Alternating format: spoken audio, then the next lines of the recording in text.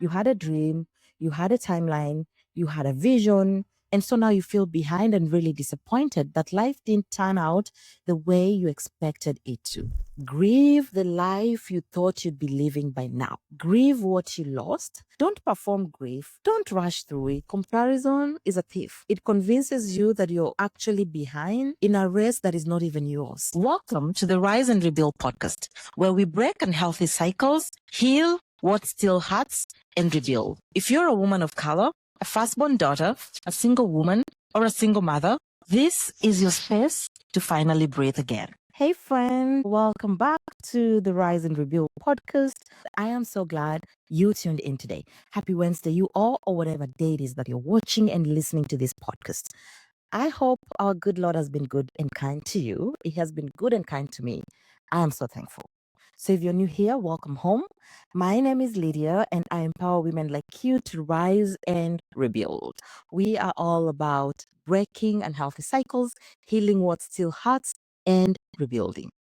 Now, some housekeeping before we dive in. First of all, you guys, I want to say thank you very much for subscribing to this podcast and channel. We are almost 300 of us, and I am so thankful for each one of you. However, if you haven't subscribed, this is your chance. Please go ahead and do so. Hit that like and subscribe button. Then, if you do use Spotify and or Apple for your podcasts, please follow us and leave me a 5-star rating and a review for me. Or even if you want to leave a comment, go ahead and do that. DM me, go ahead and do that.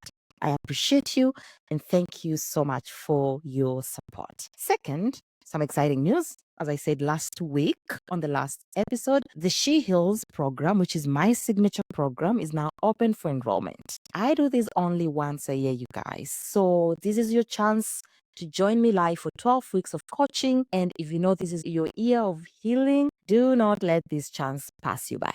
Do not miss this train. This is, again, as I said, the only healing program you'll ever need in your life. So come on in and let's break, heal, and rebuild together. Now, what are we talking about today? Today, I want to ask you something before we go in. Where or what did you think your life was going to look like by now? Sit with that. I mean, really, what plans, what vision, what timelines, what picture did you have in mind of how things were supposed to go? You had a dream, you had a timeline, you had a vision, you had things planned out for you. I mean, you wanted to finish high school, maybe go to college, get a degree, get a job, get married, have kids, grow old with your person. I mean, you had faith and hope that it was all going to come together eventually. But then somewhere between then that dream you had and now life has been lifing and life happened. Your plans perhaps have now collapsed. Your seasons came and went. You lost people, people walked away, things fell apart, and slowly that life you once hoped for has now slipped away from you. Things didn't just align the way you'd hoped for. You probably went to college, you got a good degree, but you never got the job. Maybe you got married, had kids, then maybe the relationship collapsed or the marriage collapsed, or you never even got married, never had kids, and so now you feel behind and really disappointed that life didn't turn out the way you expected it to. Or perhaps nothing just seemed to work. And so now you have stopped dreaming. You have given up. You've stopped hoping. And you have given in to this is just my life now. This is my destiny. It is what it is at this point. So if that is you today, if you can see yourself in what I've said, this episode is for you. I am going to talk about what it actually looks like to come back to yourself after life didn't go as planned. Because for many of us, life didn't go as planned. We plan, but it is the Lord that directs our steps, right? I'm going to give you at least 6 ways for you to grieve what you lost and release that comparison that is now keeping you stuck and ground yourself enough to begin again. Because as I said, so many of us, life didn't go as planned. But guess what? We rose up, we dusted our dirty coats, accepted our new paths, and we rebuilt from there. So my hope is that you will take at least one lesson from today and use it to rise up and start rebuilding from where you are right now. Let's dive in. So what do I want you to do first of all when you find out that my life didn't or hasn't gone the way I wanted it to go? The very first thing is simply just be and grieve. Grieve the life you thought you'd be living by now. Grieve what you lost.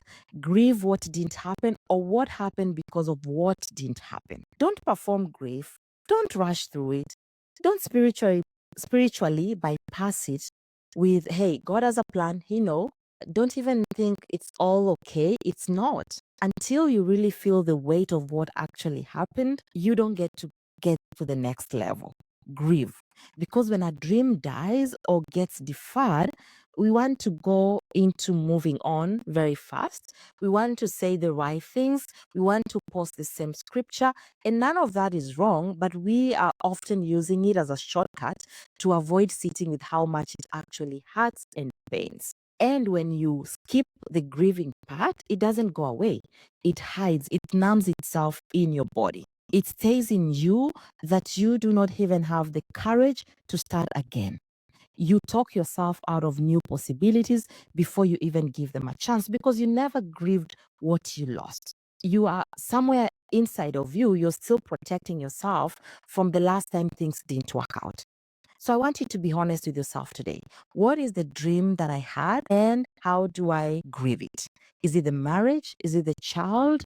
Is it the business that didn't go the way you believed it would? Is it the career? Is it the family that wasn't what you needed it to be? The life that was supposed to feel different from what you're living right now, whatever it is, name it. Do not dismiss it. Name it, because you cannot move forward from something you have never been honest about or honest enough to even acknowledge. So naming the loss is the very first act of healing. So name it and grieve that and sit with it. And once you've named it, the second thing I want you to do is honor the dream. What do I mean by honoring the dream that you once had?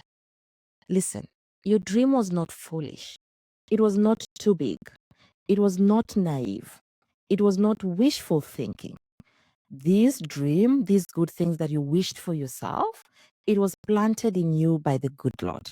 The Bible says God will give you the desires of your heart, not someone else's desires, yours, which means that what you deeply wanted, be it the marriage, the career, the children, it was not an accident. It was planted in you by God and pointing you toward who you were made to be, towards the impact you were always meant to have.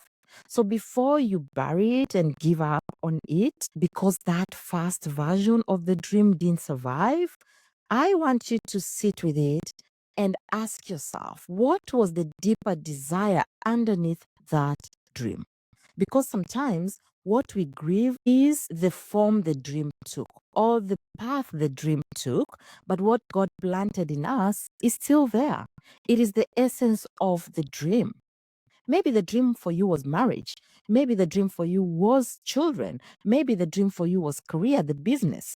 The deeper desire inside there was just to love and be loved safely if it was a marriage, or to have a career that is impactful, or to use your gifts to create an impact. Maybe the dream for you was a particular timeline, but then the deeper desire was to build a life that felt meaningful. So ask yourself, what was the deeper desire behind the dream?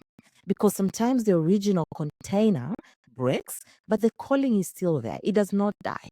The path may change, the timeline may shift, the story just rewrites itself. But the essence of God and what God planted in you is still alive. So instead of shaming yourself for wanting what you wanted, honor it. Honor the younger version of you who believed in something beautiful. Honor the woman who had faith that actually life could be good. Honor the woman that had the courage to actually step up and get into a marriage. Honor the hope you carried, even if it didn't unfold the way you imagined. To honor the dream is simply treating it like it was a good thing, not treating it like it was silly or wrong or just a waste of time because it didn't happen the way you expected it to. No. Honoring the dream is simply giving it a chance and acknowledging that it was a good and a beautiful thing. Because some people just start saying, I was stupid enough for wanting that. I should have known better. I should have never wanted that in the first place. That is just who I am. In my family, people don't get married. That is dishonoring that dream. But honoring the dream here means respecting the part of you that actually believed in something beautiful at some point. So don't throw away the dream. Let it evolve. It is still there. The desire is still there. That's second, honoring the dream. The third thing is I want you to release comparison. Comparison is a thief or is a stealer of joy. It is one of the ways we keep ourselves stuck in grief and we never move on. Because every time you're scrolling, every time you look around and think, hey, everyone else has their thing going on, everyone else's life worked out but mine. Look at her, she has the marriage. Look at her, she has the children. Look at her, she has the career. Oh, she seems so happy. And I'm here still trying to figure it out. Listen, comparison is a thief. It convinces you that you're actually behind in a race that is not even yours. You're not behind. Let me say that again. You're not behind. Someone else's blessing is not evidence that yours is not coming. Someone else's timing is not your timing. The woman who had her breakthrough at 28 or even 21 is not ahead of the woman whose breakthrough will now come in at 38, 31, 41, 51, or even 70. That is just not how God works. God is not running a production line. Let me just put it that way. He is writing individual story. Your story and my story are two different things. And the truth is, you are comparing your behind the scenes to someone else's highlight reel, for example. You do not even know the full story of the life you're envying. You do not know the tears behind the photos you see well curated on social media. You do not see the sacrifices behind the success. You do not see the struggles behind that smile. And even if their life really looks beautiful right now, that does not mean yours is finished. So stop comparing yourself with other people. All right? The fourth thing is try your best to reclaim your self trust and your own narrative. Own your story. Because this is where disappointment actually lives. And it doesn't only take away the dream, it takes away your confidence in your own ability to trust yourself and dream again. When things don't work out, for instance, you start doubting yourself at a foundational level. Maybe you got it wrong. Maybe your instincts could not be trusted. Those are things you start saying to yourself. Maybe you start to think you are naive. And slowly, you stop acting on the nudges. You stop following your God given calling. You stop trusting your intuition and you start looking for external permission to even do something. Because you feel like the last time I did something with my intuition or trusted my God, it failed. I understand that. I've been there. But the fact that it didn't work out the way you planned does not mean your instincts were wrong. It may just mean the timing wasn't right. It may mean the vehicle was wrong or the vehicle you were using to get there was wrong, but the destination is still right. It may mean God was protecting you from something you couldn't even see. So even the seasons that feel like failure, even the doors that are closing, you can trust yourself again by trusting God again. Let God remind you of who He made you to be and reclaim your narrative, your story. Because I know when life goes off script, it's very easy for you to start telling yourself stories like, hey, I failed. I made the wrong decisions. Maybe I'm just not meant to live life the way I wanted it. And the longer you continue repeating that story, the more it becomes the lens through which you see yourself. But my dear, what if the story is not that your life fell apart? What if the story is your life just took a detour, right? But you're still on the path, you're still becoming. What if your story is you're not behind, you're just being redirected to something different? And what if the story is God is still writing your story?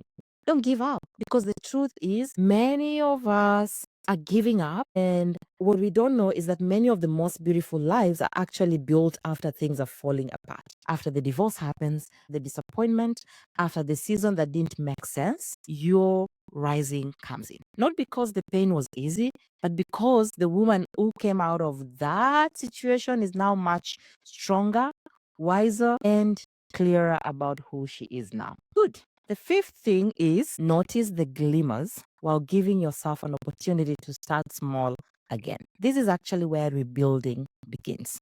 Because when life hasn't gone like we planned, we often start to miss the little glimmers and joy in life. I want you to ask yourself, in the middle of everything that has felt like loss and pain, is there any small thing in your daily life that still brings you joy? Because disappointment has a way of making everything look like it's dark and gloomy. And in that darkness, we always miss the small lights, the glimmers. I want you to start training your attention from the gap and pain between where you are and where you want it to be, and towards the small, consistent evidence that God has not forgotten you. You will get there, trust me.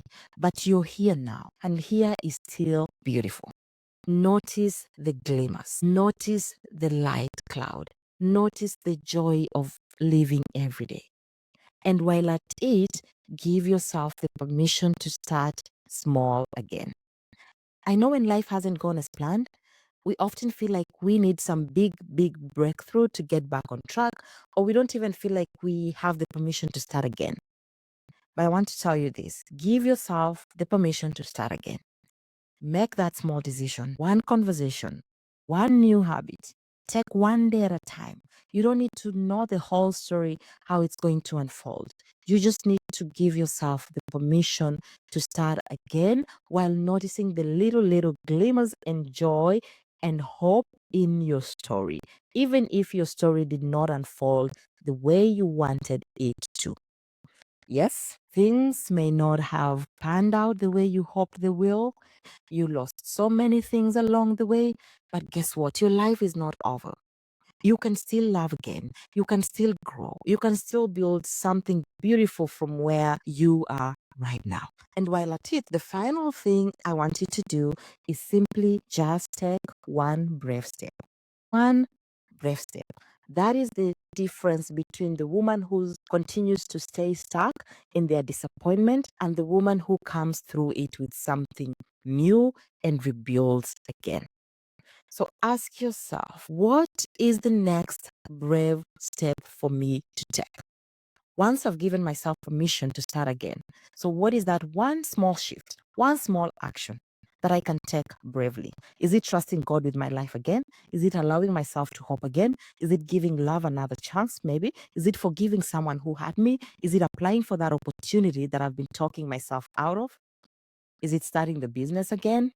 Is it going back to school again? Or is it just leaving the situation you know in your heart is not healthy for you? Is it simply just allowing yourself to believe that your life is not finished yet? Whatever that step is, my friend, take it. Not when you feel ready. Now. Not when everything makes sense. Now. Take it right now. Afraid, yes, but take it anyway. Because courage does not mean there is absence of fear. Courage means, despite the fear, you are moving on anyway. My friend, your life may not have unfolded the way you imagined it would, but that does not mean God has stopped writing your story. And sometimes the life that looks like it fell apart is actually, as I've said, the life that is being reconstructed into something better, into something more aligned with who you are always meant to become. So today, 1, name the loss. 2, honor the dream. 3, release the comparison. 4, reclaim your trust in yourself and in your God. 5, notice the little glimmers of hope and joy. Then finally, take one aligned, brave step. That is how you're going to grieve well. That is how you're going to release what is keeping you stuck. And that is how you're going to ground yourself and begin again. That is how you're going to rise again. That is how you're going to rebuild again. I want you to truly rise again. So until next time, remember, you're not behind. You're not broken. You're simply in a chapter where God is still doing something new. Behold, He's doing something new. So keep going. Even if life didn't turn out the way you expected it to be, keep going, my friend. Do not give up. Grieve, but don't live there. Honor the dream, rise up and rebuild again. I love you deeply. Remember that. If no one tells you, let me tell you that today. And I will see you in the next episode. Take care of yourself. Bye-bye.